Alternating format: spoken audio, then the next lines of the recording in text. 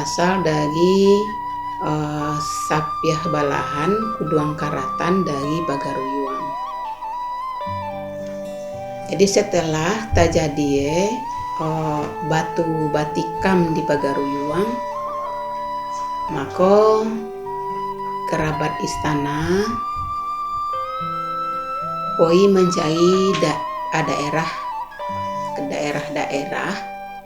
Salah satu adalah Rantau Pasaman. Jadi Tongku Bosato Luko asalnya dari Pagaruyuang, dari kerabat istana Pagaruyuang.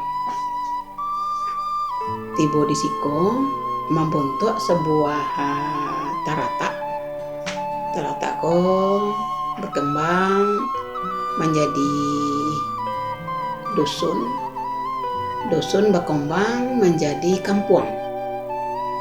Itulah yang menjadi cikal bakal dari Kabuntaran Tolu. Kemudian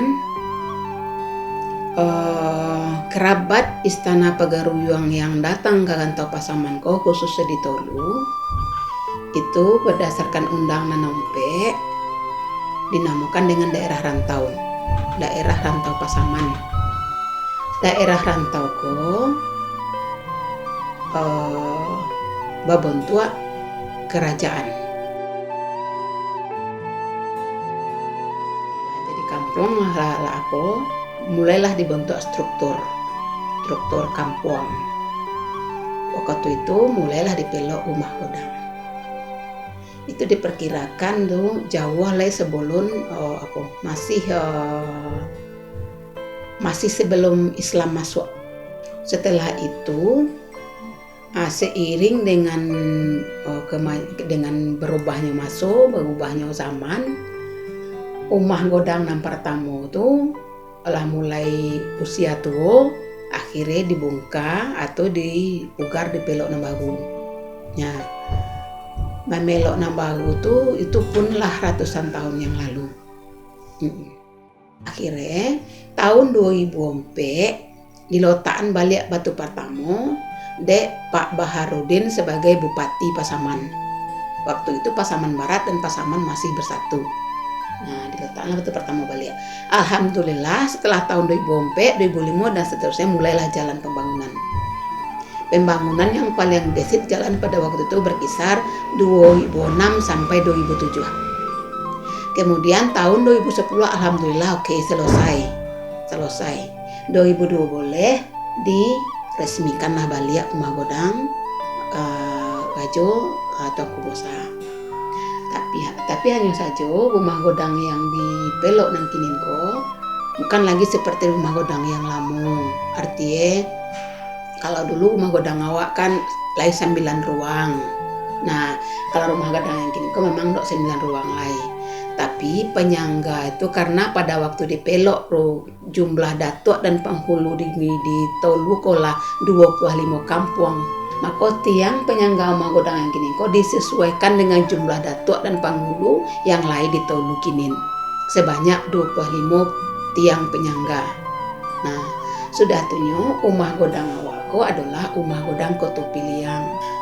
Rumah godang Kotopiliang ciri-ciri adalah bagian kiri dan kanan rumah lai yang di tinggian sobuak yang dinamakan dengan anjuang. Yang sebelah kidal masuk itu adalah anjuang aju, yang sebelah kanan masuk itu adalah anjuang putih. Kemudian pintu terletak di tengah bangunan. Nah, lai barando di muka, lai barando di belakang. Itu ciri khas dari rumah godang awak di Kota Dalam kepada Kotopiliang.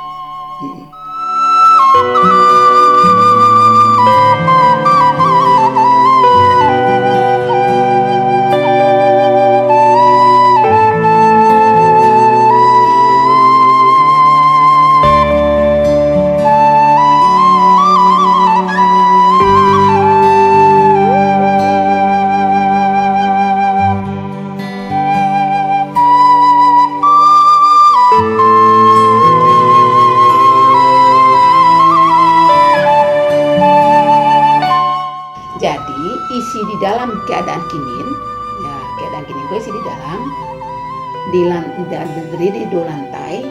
Lantai 1 di siko lagi museum mini.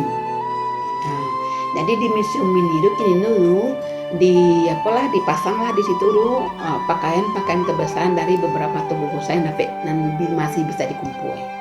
Tungku bosa 3 boleh, tungku bosa 1 boleh, tungku bosa 4 boleh potong. Sudah itunya lelo di bagian mudia tado di dalam museum tado aksara Minang lah di situ. Kemudian kerajaan-kerajaan Sapia Balahan daftar-daftar itu lah di situ. Kemudian beberapa mata uang Indonesia dan mata uang mancanegara. Nanti kumpul di situ. Banyak yang masih berlaku, banyak yang tidak berlaku lah.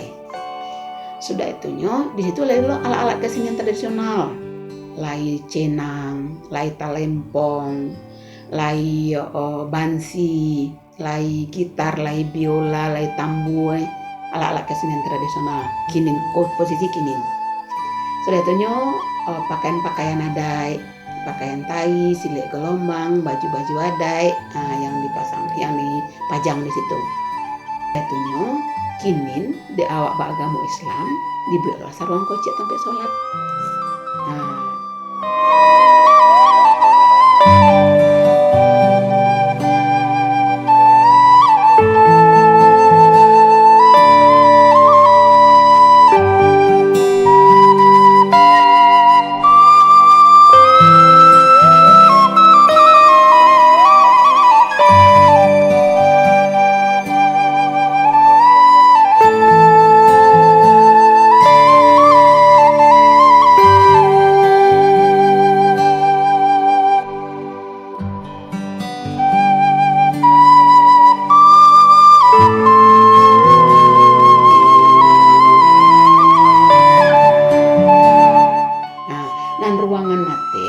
Ruangan tinggi atas itu dijadikanlah sebagai tempat balai pertemuan. Kok lagi seminar-seminar adat, kok lagi misalnya pertemuan-pertemuan Nenek Mama Pasaman Barat, bahkan pernah pertemuan Nenek Mama se-Minangkabau di Siko, se-Sumatera Barat yang dihadiri oleh gubernur, dilaksanakan di situ di tingkat Jateng. Dan ini bagian atas itu lagi 3 bilik. Cie namanya bilik tongku bosa, tempat pekomisan tongku bosa itu kalau lagi acara. Cie bilik putih. Nanti lagi bilik bundukan doang. Jadi di situ pun lailo seperangkat alat untuk nak dago, tempat nak dago. Kalau boleh kan pelaminan anak badago boleh pun lailo dipajang di situ. Itu nan lai baru di rumah Godangwa. Memang masih sangat banyak kekurangannya lai. Kalau ingin menjadikannya sebagai wisata budaya masih banyak lagi kekurangan. Namun baru sampai di situ bisa awak melestarikan benda-benda pusaka nalamu lamuru.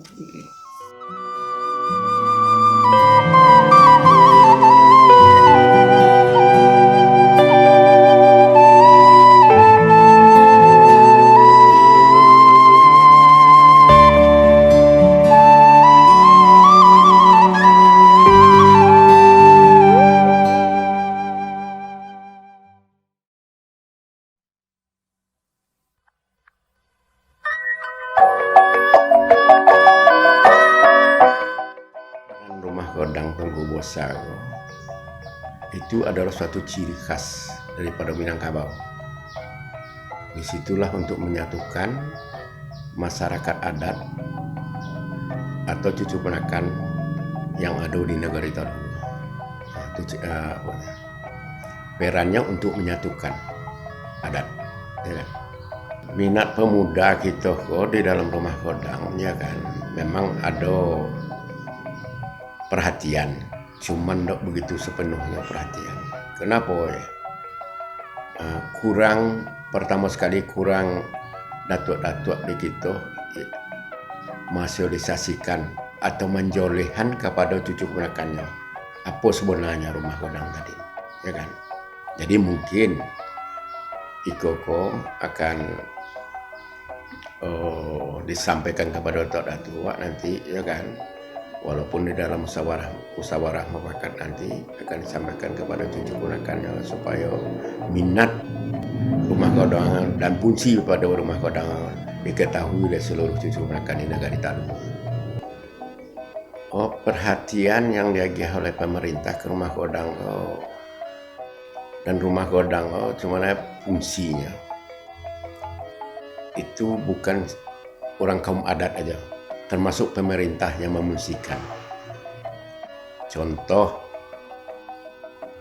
apapun pertemuan daripada pemerintah dari kabupaten kita, itu kadang-kadang diadakan di rumah Gadang, termasuk dalam pilkada. Jadi di pilkada, Kesatuan Kans Pasaman Barat menunjuk rumah Godang tompeknya untuk sosialisasi pada calon pemimpin daripada Pasaman Barat atau calon-calon bupati dulu yang menyampaikan misi dan visinya di rumah Gadang. Jadi kita di rumah Gadang menerima seluruh apa acuan daripada pemerintah, dan pemerintah kini telah dinyatakan rumah Gadang sebagai daerah wisata. Itu yang disebut dengan adat dan budaya wisata rumah Gadang. Dan telah dibentuk kelompok Darwis namanya, kelompok sadar wisatanya di situ. Jadi menurut sepengetahuan kami, ya kan, karena Gola Tengku Bosai itu adalah berasalnya daripada Pagaruyung. Jadi di Pagaruyung terjadi dualisme, dua sistem suatu pemerintahan antara Datuk Perpatih yang Sebatang dan Datuk Ketemanggungan. Datuk Ketemanggungan adalah keturunan Rajo. Jadi Rajo sistemnya turun temurun, dari niniak turun ke mama turun ke kemakan, dan terusnya dan seterusnya dalam satu kaum. Itu yang turun dari Pagaruyung. Jadi di situ kalau kita nak jadi rajo, kita harus merantau. Itu yang disebut adai rantau Barajo tadi. Ya kan? Jadi kalau kita merantau, berarti Tungku Bosaga berarti daerah rantau. Makanya ada rajo. Jadi didagialah gola di situ. Barang kayaknya dari Pagaruyung tu, dagialah gola Tungku Bosa. Yang pertama sekali diagiah dari Maharaja Diraja namanya. Itulah yang sampai ke Tolu. Membuat ranah, ya kan? Terata, kampuang jadi dusun. Nah, itu kan sampailah kita menjadi negeri zaman kini. Ya kalau harapan awak rumah Gadang ke depannya kan sangat besarlah harapan kita. Walaupun mensosialisasikan terhadap cucu keponakan apa artinya rumah Gadang tadi, kan itu yang kurang. Cuman kami telah mulai dari kan itu masuk kepada sekolah-sekolahan sosialisasi adat, termasuk ke SD, SMP, SMA. Tapi lah mulai, telah berjalan gitu kan, sehingga naknya harapan kita seluruh cucu keponakan yang terutama di Tolu, di Tolu mengenal naknya rumah Godang. Jadi rumah Godang bukan kepunyaan satu kaum, itu adalah kepunyaan anak Nagari Tolu. Jadi harapan awak dengan dengan kita mengadakan sosialisasi nanti, seluruh naknya masyarakat Tolu apa rumah Gadang adalah tanggung jawab kita bersama, bukan tanggung jawab Tengku Bosa Sugang lo, Rajo Sugang lo, ya kan? Tanggung jawab bersama. Tu makanya rumah Gadang terdiri dari 25 tiang, berarti 25 kampung. Tu nam punya rumah Gadang. Tapi hal itu banyak orang-orang yang tidak mengetahui, ya kan? Banyak yang tidak mengetahui. Rumah Gadang di Kota Dalam, berarti orang Kota Dalam punya enggak. Nagari Talu yang punya. Kalau dahulu disebut dengan suatu kebuntaran Tolu. yang lebih luas.